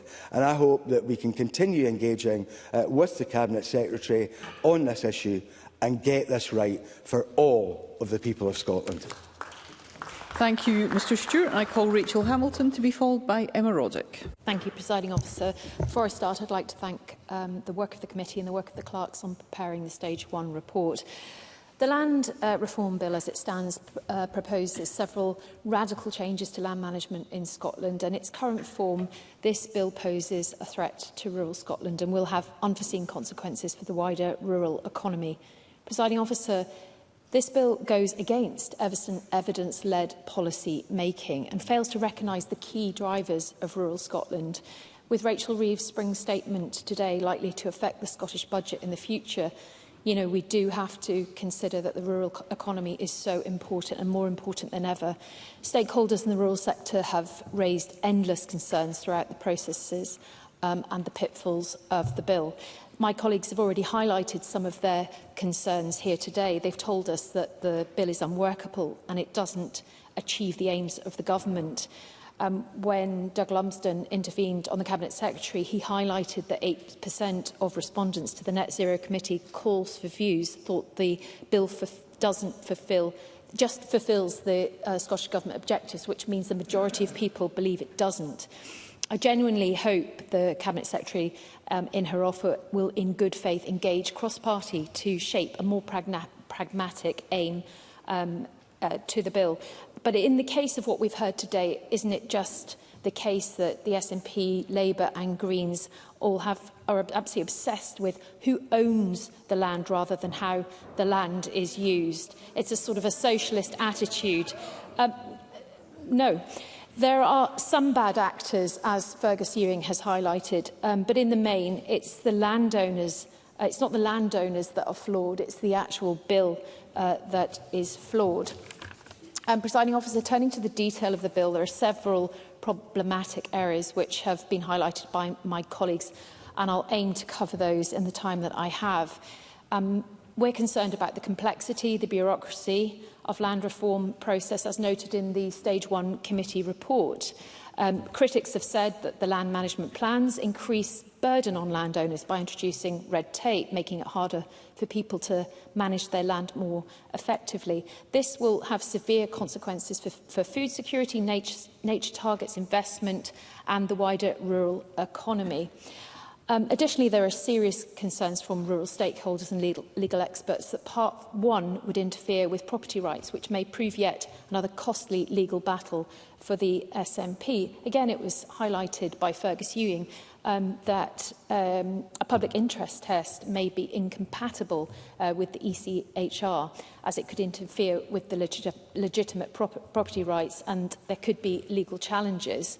The other areas that, I don't agree with what Bob Doris said. He seemed to belittle the role of land managers. Land management plans are burdensome and costly, particularly for those who have smaller amounts of land. And it's unlikely in reality that an LMP could result in clear benefits, but there also could be confidentiality and sensitivity problems around those. I think that the size of an estate is not an indicator of concentrated land ownership, and the SLE's evidence points to, actually it was the Scottish Land Commission evidence that points to concentrated land ownership rather than scale itself. I really disagree with Ariane Burgess on I'll just finish this point if I may. I really disagree with Ariane Burgess on the lotting and evidence given on lotting from across the land reform spectrums. It's clear in providing a resounding, worrying signal to Parliament around this. I'll take the intervention if it's quick. Mercedes Vialba. Thank you, Presiding Officer. Just on that point of scale, does the member really believe that there should be nothing, no questions asked, no intervention that anyone could own as much land as their bank balance would allow? Rachel Hamilton. I'm not sure I get the question, so I'll carry on. Presiding Officer, Part 2 of the bill is already having a very worrying impact. A recent conversation with a tenant farmer in my constituency revealed the reality. He told me that landlords are becoming reluctant to agree to new tenancies in fear of the provisions set out in the bill. And this could undoubtedly lead to fewer opportunities for tenant farmers who play a vital role in Scotland's farming industry. We've heard a lot of concerns as well about resumption. And in closing, I hope the Cabinet Secretary will consider a consultation on resumption, if she may comment on that. I'd also like to highlight concerns that the DPLR committee report had regarding the lack of parliamentary scrutiny and limited engagement with stakeholders on policy development. So overall, Presiding Officer, fundamental changes are necessary to make this bill work. We'll bring forward sensible amendments to mitigate these damaging effects, as we always do, and we'll ensure that it reflects the needs of rural Scotland. Thank you. Thank you, Ms Hamilton. And I call Emma Roddick to be followed by Mercedes Vialba. Thank you, Presiding Officer. I welcome this opportunity to debate this issue, and I'm glad to hear members of most parties pushing for this bill to be as strong as it possibly can be for communities across Scotland. Being a Highlander, land reform is an area of policy I feel a great deal of emotion about. Our land is emotive, and it's been too often misunderstood, misused and misappropriated. Now, the impact of the clearances is still very much visible and tangible in so many of the communities that I represent, not just because there are no homes where there could be or thriving communities where there should be, but because awful Cumberland-esque attitudes towards our communities and the land that we live and work on are still frequently displayed. Back in 2021, I spoke in a members' business debate brought by Rhoda Grant on the emergence of green lairds, and ever since, I'm sure that she, like me, has continued to get Google alerts and read in the local newspaper about further instances of this. The reaction to the brewdogs of this world coming in and buying up bits of the Highlands to kill trees on and parading this fact around as if it's something to be proud of has, I'm pleased to say, frequently been one of derision, dismay and disgust. But there remains a pervasive attitude that the Highlands is a wilderness available for the richest urbanites to purchase and do with as they please, because whatever cause they want it to serve is obviously going to be better than whatever the Highlanders want to do with it. Land ownership in Scotland has been far too concentrated for far too long, and that is getting worse, not better. As many have pointed out, 421 landowners own 50% of private rural land, and that's in the context of 57% of Scotland's rural land being privately owned. Now, this is wrong. It's not serving communities, culture or the climate. We need more diverse land ownership. Andy Whiteman points out that many of those landowners responsible for this figure will not be caught by provisions in the bill because their portfolio is not contiguous. Now, currently, that can be the case if somebody owns multiple holdings slightly under the limit across Scotland, or if what is essentially one holding is split up by a railway line. It is not any better for somebody to own lots of little bits of land across the country than one big holding, and I agree with Community Land Scotland and others that the contiguous requirement for hitting significance thresholds should be removed. Now, we're not short of examples of community land ownership proving a success. The Cabinet Secretary mentioned Egg, which was purchased by Islanders in 1997, just before I was born, after years of suffering at the hands of absentee landlords, and it now continues to go from strength to strength. And it's worth noting, I think, that it was another community buyout in the Highlands, the North Assynt Crofters, which drove the people of Egg forward in their plans. It was not easy, and it's a story worth looking into for many reasons, but the push from communities and the support that they required from the public sector to do so contains lessons for us today. And we can also learn from places like Egg about the potential in the relationship between community ownership and depopulation. So often when people speak about their decisions to leave the Highlands and Islands, they refer, even if not in explicit language, to a feeling of disempowerment, an inability to impact how the land around them is used, and an awareness that decisions about that are out of their hands and instead available to the highest bidder to make. But Egg went from being home to around 60 people in the 90s to over 100 27 years later. The community knows what it needs better than anyone else, and that shows. The Highlands and Islands hold so many similar examples of community buyouts and their success. 97% of community-owned land is situated in the Highlands and Islands. And that's not because it's something that's easy to do in my region, or that the Central Belt can't or shouldn't make use of community empowerment. It can and it should. but it is necessary for the future of Highlands and Island communities. This righting of wrongs and the rebalancing of power is needed if we want people to stay and be productive in these areas. So I welcome any steps forward in land reform in Scotland, but we should be doing as much as we can with the opportunities that we have. People keep voting for the SNP, a party which says it's going to do great things on community land ownership, so we should do those things wherever possible. So while I completely back the general principles of this bill, as I would any of the previous land reform bills, I hope that by the time we're looking at stage 3, it is stronger. Some should really be easy wins, like lowering the land size thresholds to 500 hectares for land management plans and registrations of interest, as the Net Zero Energy and Transport Committee has recommended. And again, as recommended by committee, there must be a clear public interest test on the face of the bill, and the role of public interest in decision-making around lotting must be explicit. Fines of £5,000, as many have mentioned, are not enough to disincentivise breaching the requirements of a land management plan, especially when some are arguing that creating the plan will cost more than that.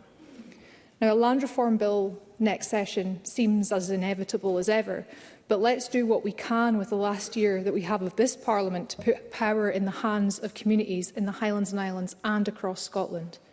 These communities have shown incredible resilience in the face of decades of inequality, and sometimes they are successful in purchasing and making better use of their land, but not often enough. Land reform should be about recognising, rewarding and empowering that resilience. Thank you. Thank you, Ms Roddick. And I call on Mercedes Villalba, the final speaker in the open debate. Thank you, Presiding Officer. Land is a public good, and land reform is a question of who owns that public good, whether it belongs to the people who live and work it, or whether it remains concentrated in the hands of those who've come to own it through chance and happenstance. The question of who owns Scotland is at the heart of today's debate, and it should and could have been at the heart of the Scottish Government's land reform bill. But in its current form, this bill simply will not address the concentration of land ownership or challenge the interests that perpetuate it. It doesn't place any presumption against a single individual owning all of Scotland's land. It does not set a realistic threshold for a public interest test to be applied on the sale or transfer of land. Presiding Officer, it doesn't even include a public interest test, which is why myself and my colleagues will be bringing forward amendments to strengthen this bill so we can finally begin to address the centuries-old concentration of Scotland's land in the hands of so few. Presiding Officer, today in Scotland, our land remains in the hands of a few ultra-wealthy individuals, estates and organisations. Recent research shows 421 landowners now own half of privately owned rural land in Scotland. That means just 0.025% of Scotland's population owns 67% of Scotland's total rural land. Just 0.025% of our entire population owns 67% of our rural land. In evidence given to the committee, the Crofting Commission highlighted how Scotland's highly concentrated pattern of private land ownership is economically dangerous, creating localised monopolies. Ownership in the hands of so few severely limits access to affordable homes, it stifles job creation and it harms the environment. Large landholdings owned and controlled by wealthy private individuals do not meet the public interest. This is a monopoly of a resource that no one created, no one produced. It was freely created, yet it is owned and controlled by a handful of individuals for extraction of private profit. So yes, ownership does matter, scale does matter, and concentration of that ownership does matter. We cannot rebuild and empower rural communities unless we break this monopoly. Yet the bill, as introduced, doesn't place any presumption against a single individual owning as much land as they can afford. It doesn't set a realistic threshold for a public interest test to be applied on the sale and transfer of land. And as I have said, it does not even include a public interest test. Just this week, as we've already heard, the Clan-Donald Lands Trust on Skye suddenly announced its intention to sell all land and properties. This is a glaring example of why the bill needs to be substantially strengthened to work in the public interest. The Trust manages 20,000 acres of land used for agriculture, crofting, deer and woodland management, wild fisheries and renewables. No advance notice was given to the community, no public interest test will be applied, and not only are the Land Commission currently powerless to do anything about it, but they'll continue to be powerless unless this bill is drastically amended. I'll take intervention from Ben McPherson. Ben McPherson. I thank Mercedes Villalba for taking the intervention and the powerful point she's making about a public interest test. Does she agree with me that the inclusion of a public interest test would also help this bill make improvement in urban Scotland as well as in rural Scotland? Mercedes Villalba. I do agree, and I think it's important that urban land is looked at, and it's unfortunate that that hasn't been the case up until now. And I thank him for the intervention. Presiding Officer, it doesn't have to be this way. If legislated correctly, land reform can be a vehicle to empower communities across Scotland. That means amending the land transfer test to be properly redefined as a public interest test, ensuring that land transfers benefit the public, benefit us, benefit the people of Scotland. And it means introducing a presumed limit of no more than 500 hectares on the aggregate amount of land any person can own unless that public interest test can be met. And these are not new or fringe ideas. These are popular and well-supported ideas, and I have the receipts to prove it. Because these are the very proposals that I consulted on for my own proposed land ownership and public interest bill. These are proposals that received majority support from respondents, and these are the proposals consulted on in a consultation which received greater participation than the Scottish Government's own consultation. So to conclude, Presiding Officer, land is a public good, and land reform is a question of who owns that public good. With this bill, we have an opportunity to right a centuries-old wrong and finally bring land back to the people, for the many, not the few. Thank you. And we now move to winding up speeches, and I call on Mark Ruskell. Up to 6 minutes, please. Thank you very much, Presiding Officer. And can I join members in thanking clerks and witnesses for their evidence over many months now of stage one consideration. And I think it's important that the committee got out of this building as well and actually spoke with communities around Scotland. We had a really powerful meeting in Aberfeldy, which has got a lot of relevance for this bill. Local people talked about their concerns around the Taymouth Castle estate in Glen Lyon, the fact that there's a lack of transparency there from the landowner about their plans, and that the fact that over a number of years, community assets, economic assets, have been drawn into the ownership of that landowner for an exclusive development. Nobody locally really knows what it's going to look like in 10 to 15 years' time. So that transparency issue is absolutely key. And we were told that, the landowner has not only ignored calls from myself as a regional MSP to provide a land management plan, a master plan for their assets, but have even ignored the First Minister as well, of course, is the constituency MSP. So, this is a real-world situation. It's a real-world situation that this bill will either work or it won't work. And just as we've heard with the situation in Slate as well, it needs to provide meaningful change, meaningful transparency for communities. Now, in this case, the case that was raised in Aberfeldy, it's quite clear that the land management plans that are currently in the bill, the thresholds are far too high. They don't apply to holdings that are separate but managed as a single unit. I think it was a point well made by Kevin Stewart. So it's quite clear, Cabinet Secretary, that amendments are going to be needed in this space. And I think it's quite clear from the example of Taymouth as well that we need some consideration of a definition in the bill of sites of community significance, particularly for land that's on the outskirts of a village, for example, for housing.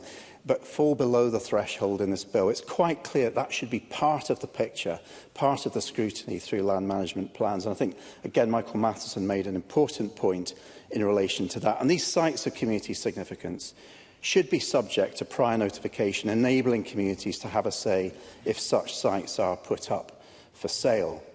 Now, I'm sorry to disappoint Tim Eagle, but this is not a radical bill, despite, I think, a powerful speech by the Cabinet Secretary in opening this debate. It's not a radical bill. It won't change fundamentally the pattern of land ownership. I wish it would. It won't fundamentally address the power imbalance. What it might do is bring a degree of transparency. But if it can't pass the Taymouth Castle test, then it won't deliver that transparency to a vast number of estates and holdings across Scotland, and communities will be left wondering what this bill has actually left them with, if anything at all. I'd like to move on just to some details within the bill that haven't been picked up yet. So we as Greens are very supportive of the creation of a Land and Communities Commissioner, and of course they will have oversight over these land management plan implementations. But there is an issue here around compliance and penalties. There's a feeling that the penalties at the moment of a one-off fine are really low, and it could just be taken as a cost of maintaining business as usual. I understand the level of fines given in the bill, the highest that can be issued under current guidelines. However, we're keen to see those landowners and managers who fail to comply with the new requirements of the bill, for them to be prevented from receiving other public subsidies as a means of driving enforcement. And another option here, the Cabinet Secretary to consider, would be that those £5,000 fines could recur annually until the breach is actually resolved. But, similarly, there's also an opportunity to strengthen the fines for those in breach of the Register of Controlling Interest regulations. I have become aware in recent months that Police Scotland have really struggled to investigate alleged breaches of that particular legislation. So there is an opportunity here to move that from a criminal to a civil offence that could be investigated by the Land and Communities Commissioner, and to also introduce that £5,000 fine. So look, I think there will be, and it's quite clear from speeches around the Chamber, an intention from many members to widen the scope of this bill. And I know that will alarm the convener of the NZEC committee and perhaps others in the Chamber as well. But I think it's inevitable. Because the intention of this bill is really, really broad, but the powers within it are very narrow and quite weak. So that does provide an invitation for members to try and meet the intentions of this bill by making it stronger. And I think, Monica Lennon is dead right. Communities are fed up relying on charity. They want to see the power imbalance addressed in Scotland. To conclude then, Presiding Officer, and I want to just very briefly turn to part two. I think there are important measures in here around agricultural tenancy law. I think Kevin Stewart is absolutely right. We had some very powerful evidence in private, I have to say, from farming tenants, and I think that shows the power imbalance that exists in Scotland. We do need some clarity there around aspects such as resumption compensation. We need to see that sustainable and regenerative agriculture definition absolutely locked into this bill, as it is through the Agriculture Bill, as it will be, I hope, through the Natural Environment Bill as well. That's really going to drive change, and we need to see commitment within the bill to ongoing review and monitoring of the legislation, because fundamentally we need to know in a few years' time whether this bill has actually changed the pattern of land ownership in Scotland, whether it's brought that diversity of ownership and opportunity. It appears on the face of it right now at stage one that it won't make those changes, and if it doesn't make those changes, then this land reform question is going to keep coming back again and again and again until we actually see some meaningful change. Thank you. And I call on Sarah Boyack. Up to 6 minutes, please. Thank you, Presiding Officer. I think it's been a really good debate this afternoon. For us in Scottish Labour, land reform is in our DNA, and it's been part of our identity since the Crofters Party was involved in the creation of our party. And Scottish Labour will vote for the general principles of this bill at stage one, but we do believe it must be improved on the basis of the evidence we've seen given to the committee. I think in her opening remarks, the Cabinet Secretary spoke very positively about the importance of land reform, But as members across the chamber have mentioned, after 17 years of SNP government, land ownership concentration is actually getting worse. And that statistic of less than 1% of Scotland's population still owning 67% of Scotland's rural land, that really should make us reflect. And I think the comments by Mercedes Villalba, Kevin Stewart, Mark Ruskell, Monica Lennon need to be reflected on. So the bill needs to go further if we're going to change land ownership patterns. And as Rhoda Grant rightly said in her opening remarks, the purpose of land reform is to empower communities, build economies and retain populations. And stakeholders are disappointed that what's currently in the bill won't deliver the change our communities need. And I think there's a really important line in the Net Zero Committee's report that's worth restating. It's clear that in much of rural Scotland, a lack of available land is a serious impediment to economic development, local services, affordable housing and other quality of life issues. Put simply, the scarcity of useful land stops some communities flourishing. There can be a power imbalance that leaves landowners and not the community the key local decision makers. So I think that's what we all need to work together so that when we're back here at stage 3, we've pushed the bill forward and we've strengthened it. Now that will take a lot of work, but I think we are certainly willing to work with the Scottish Government to do that, and I think there's an appetite across the chamber. So let's get on with it. One issue we want to push for is a lower threshold to define a large landholding and to ensure that all thresholds across the bill are aligned. And I think a majority of the Net Zero Committee agreeing with the principle that the land threshold set for community engagement obligations for mainland estates at 3,000 hectares is too high. And that's a point that's been made by several of the stakeholders who gave us some really useful briefings in advance of today's debate. So if the land reform bill that we're going to discuss was to deliver on the needs of our communities, it would have a lower threshold that people could all understand. And I think if you were looking at thresholds being reduced to 500 hectares, that would keep all crofts and 97% of farms out with the scope of the bill, but it could be transformative. Now, a key point that Rhoda Grant mentioned in her opening remarks, which was then mentioned by Mercedes Villalba, Ben McPherson and Michael Matheson, was the issue of the need for a public interest test. And that's crucial because people know what a public interest test is, it's got legal precedence and it provides greater protection to family farms. So we just do not think that a public interest test on land should have been dumped from the bill. So I think we need to do some cross-party work on this and look at the detail, make sure we get it right for stage 2 and then stage 3.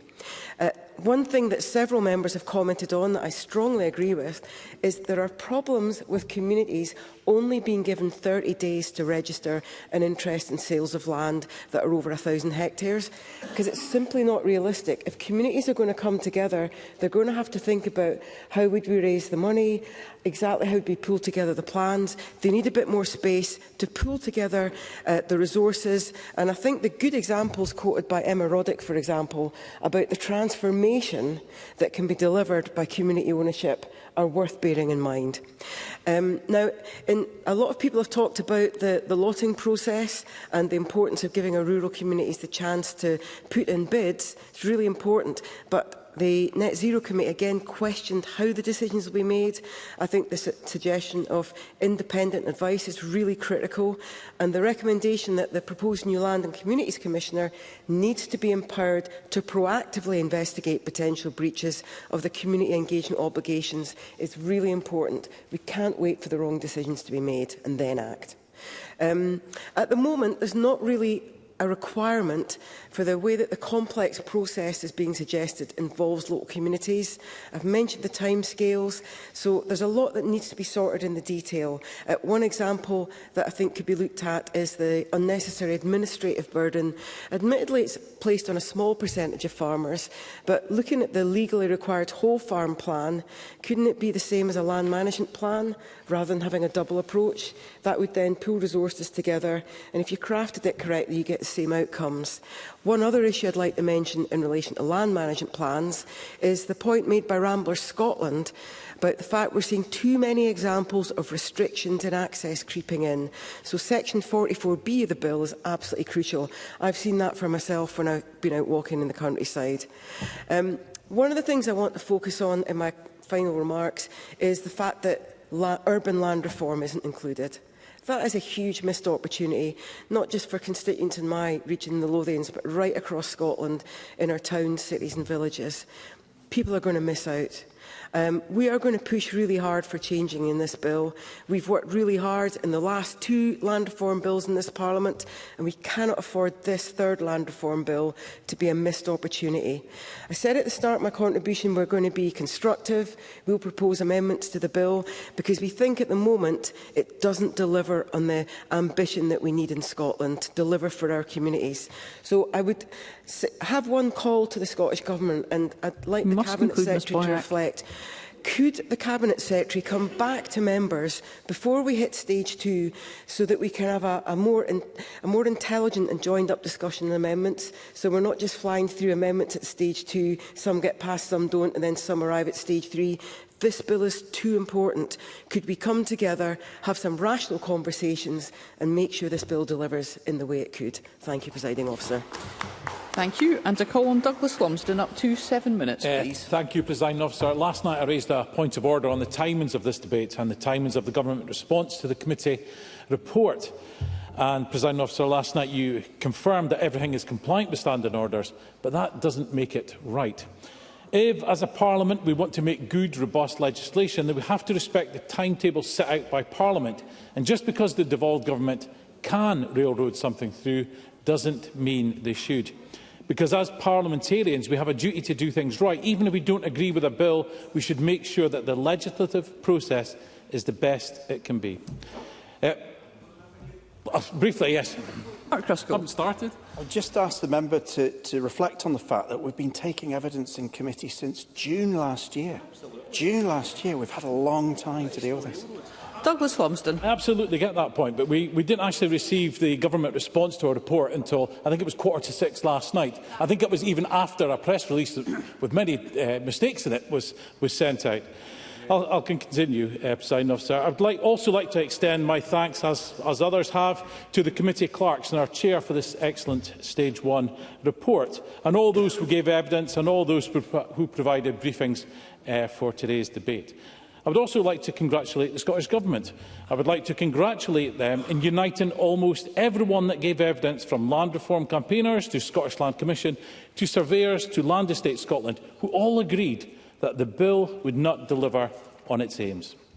And I share the concerns of the committee on this piece of legislation. There is not enough detail, not enough evidence and not enough focus on the needs of our rural communities, landowners and those that live and work the land.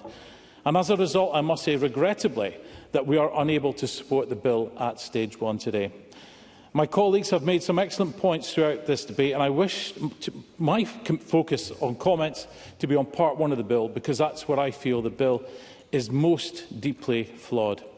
The contribution that our rural estates make to the economy and well-being of Scotland cannot be underestimated or overlooked. Our rural estates contribute 57% of our renewable energy generation, more than half of all new woodland, 13,000 rural enterprises, 1 in 10 rural jobs and 12,000 homes for workers and their families.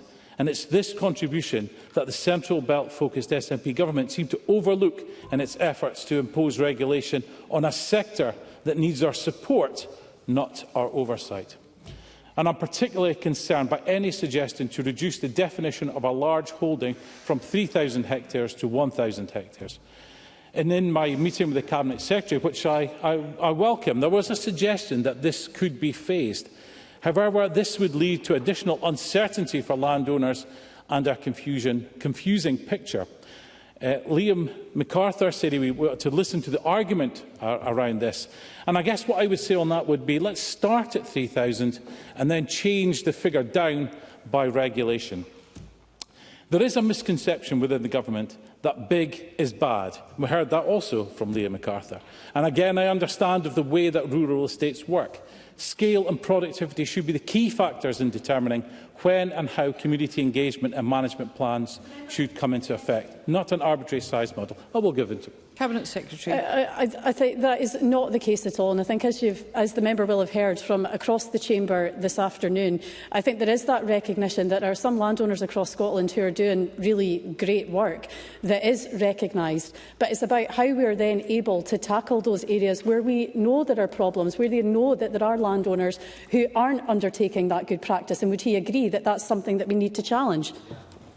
I certainly agree that most landowners, and we've heard it already during this debate, do very good work. And where there's an issue, I absolutely agree we should do something to tackle that. But what I've seen from this bill, it doesn't actually do that. As I was saying, to have a simple cut-off like the 3,000 hectares demonises the simple thinking, demonstrates, the simple thinking of this government. They make these arbitrary decisions for our rural communities with little or no understanding of the realities on the ground. They impose what they think is the right thing to do for their desk in Edinburgh without meeting with community groups. We have seen this time and time again, whether that's on wood-burning stoves or the building of pylons. I'll come back later if I have time, Mr Doris. While we broadly support... It might not be a no, sorry. While we broadly support the need for local management plans, they have to be focused on who they impact and the communities with who they will interact. Well-funded special interest groups must be held in context when it comes to those consultations, and local people, businesses and voices must have the priority. My colleagues across the chamber have raised some important points and crucial points today, and I would like to especially mention the comments of my colleague Tim Eagle. He's not long ago he was working in this area, so I think it's somebody we should be listening to. He mentioned about the community right to buy is under review, and why should we be making those changes at this time? I think that was also a point made by Liam MacArthur. Also raised the issue of small land sales, and this bill could affect them. The Scottish Land Commission have raised the possibility of de minimis exemptions, which sounds sensible, but we need to look at that legislation that would be brought forward very careful around that. We've also heard about huge legal risks. Tim Eagle mentioned about compensation and criteria for lotting. Fergus Ewan also intervened and brought up the issue of retrospective changes and possible ECHR implications. And it may be my biggest worry from this bill that maybe the lawyers might be the biggest winners from all of this. Ariane Burgess mentioned lower thresholds, but no concern on the increased workload on the Scottish Land Commission. Because from the financial memorandum, it says the SLC have to do most of this work using existing budgets and reducing their current activities, which would be a concern for many. Michael Matheson agreed that continued reform is needed, and he mentioned repeated legislation hasn't worked. And I'm afraid to suggest that I think this legislation won't work either. Bob Doris did mention the inspection of land management plans for compliance, and I agree that would be a good idea. But once again, I worry that, especially if the threshold is reduced to 1,000, the impact on the Scottish Land Commission. In conclusion, Presiding Officer, we will be voting against this bill at stage one. I know many of my committee colleagues hope that the major flaws in the bill can be amended and addressed. This will take hundreds of amendments, and the bill may look completely different by the time it comes into legislation. The committee agreed that Part 1 of the bill risks not delivering, that its approach is potentially burdensome and bureaucratic. Part 2 of the bill requires major revisions to get it right. At present, and from conversations I have, there is a serious risk of unintended consequences and less land being available to let. The government needs to balance the rights of the landowner and rights of the tenant to ensure that the market is not damaged, and the committee had concerns that this balance had not been set. It is for those reasons I am unable to support the bill at this stage one debate. Thank you, President Officer. Thank you. And I call on the Cabinet Secretary to wind up to 8 minutes, please. Thank you very much, Presiding Officer. And I really just wanted to start, I think, by referencing the comments that have been made by Sarah Boyack. And I think generally, just in terms of the overall tone of the debate today, and I think we can see how much this matters to people, to MSPs across the Chamber, as well as our communities more widely. And I just want to reiterate again my thanks to the committee for all their work on this, all of the stakeholders who've engaged both with me and contributed more widely to the development of the bill, and just more broadly, members from across the Chamber who've contributed to the debate, because we have heard some really powerful contributions today. And as I did say earlier, I'm committed to delivering ambitious proposals that will bring about greater fairness and equality of opportunity for our rural communities. And that includes, of course, the tenanted sector, who often form the bedrock of those communities too. And I'm committed to doing that in a way that is supported by evidence and that's fair to all parties. I think it is clear to me today that across the Chamber, I think, of course, there will always be areas for amendment that we need to consider, but I think across many of the measures that we've introduced, there is some support there for the overall aims of what we're trying to achieve with the bill. But I do recognise the calls made by members, as well as from the Scottish Land Commission and Committee, for the proposals in Part 1 of the bill to be simplified and to be improved. So I just want to take this opportunity to signal this afternoon that, of course, we stand ready to work across the Chamber and with our valued stakeholders, which of course include Community Land Scotland, NFU Scotland, Scottish Land and Estates, the Scottish Tenant Farmers Association and of course others, to deliver effective, proportionate reforms. And as I've set out in my response to committee, I will carefully consider how to simplify proposals. That includes looking at excluding small transfers from pre-notification, setting out clear timescales for lot-in decisions, but we're also going to look to strengthen some of the provisions that are within the bill as well. And that's including, but of course it's not. Yes, I will. Edward Mountain. I thank the Cabinet Secretary for taking the intervention. It seems like there's going to be a long list of amendments to the bill. How is the Cabinet Secretary going to ensure that the committee have full time to consider those before we go into what is bound to be a fairly lengthy amendment period?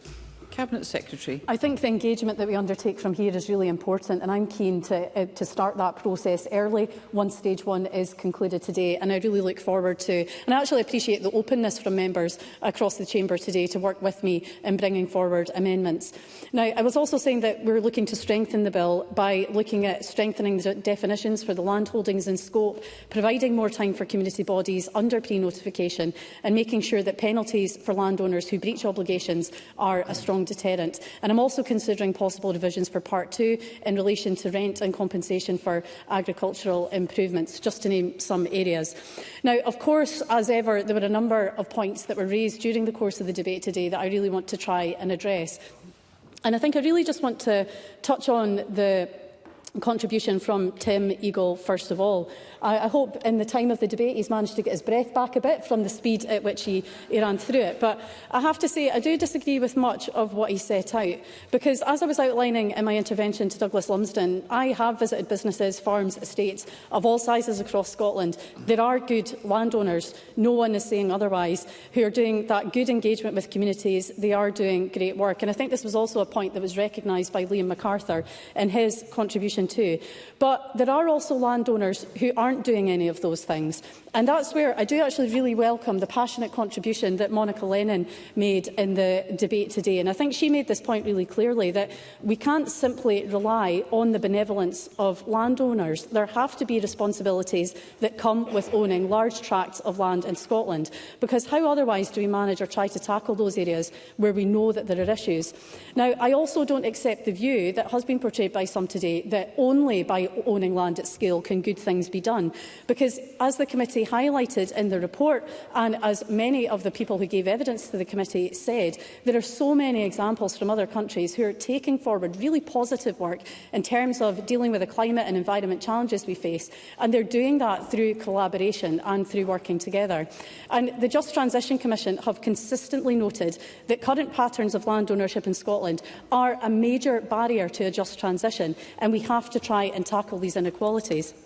Now, finally, on those points, and I think, again, turning to some of the issues that Tim Eagle raised in Part 2, I think to out of hand reject Part 2 in its entirety, as if, first of all, as if there's been no engagement or work done in the intervening periods between legislation on agricultural holdings, is just wrong. And I think to throw away the opportunity to make things fairer for our tenant farmers is wrong, as he suggested when he rejected all the other measures in the bill out of hand. Now, there was a review of agricultural holdings legislation that led to legal changes in 2016. There has been continued engagement and consultation with tenant farmers within that time too.